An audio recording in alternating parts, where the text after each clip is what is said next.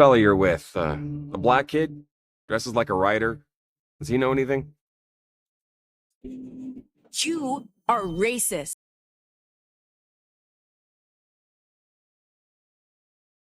All comments from Red Thread Games founder Ragnar Torquist are resurfaced from their old forum.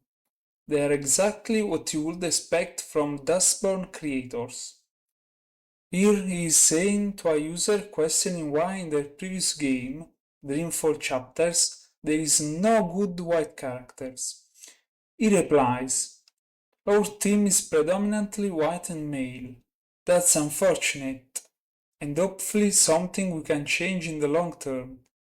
How is this something acceptable to say? And saying it about your own employees? These people have no shame." He then goes on by saying that he believes that they have failed at diversity in the past because a character that was supposed to be Chinese looked too much white and straight.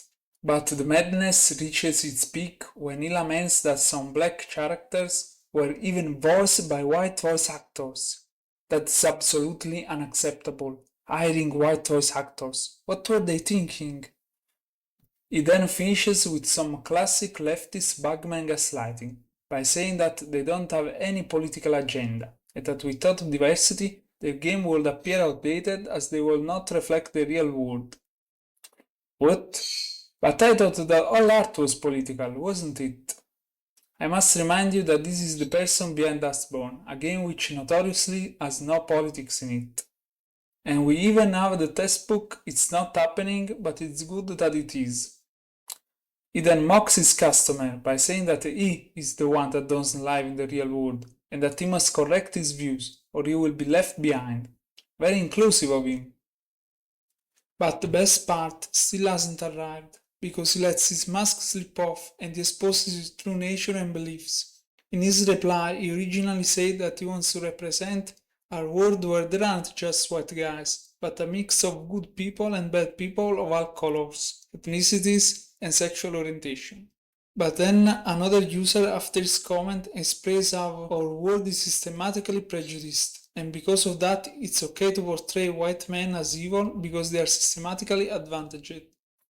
And only when white men are poorer than all the other races and male children are being drowned for being male, then maybe we can talk about anti-white racism, misandry, and sociological effects of them being portrayed badly in video games.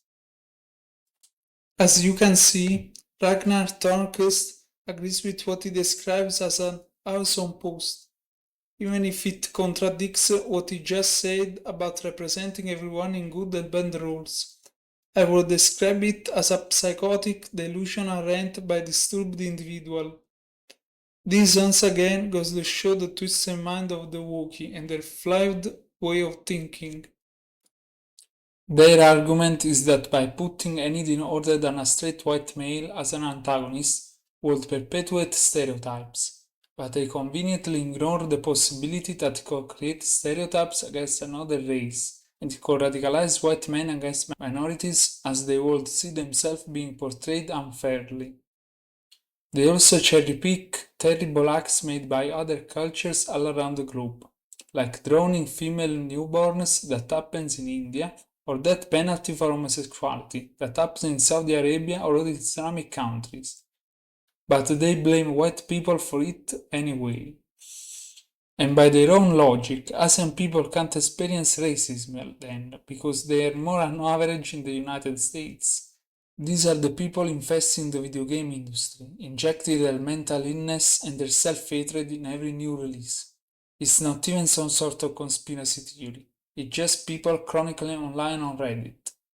These people need to be boycotted out of the industry with their disgusting ideology like it was done with Concord and the Professor. If you like this video, like and subscribe. See you in the next one. And thanks for all the support from the previous one.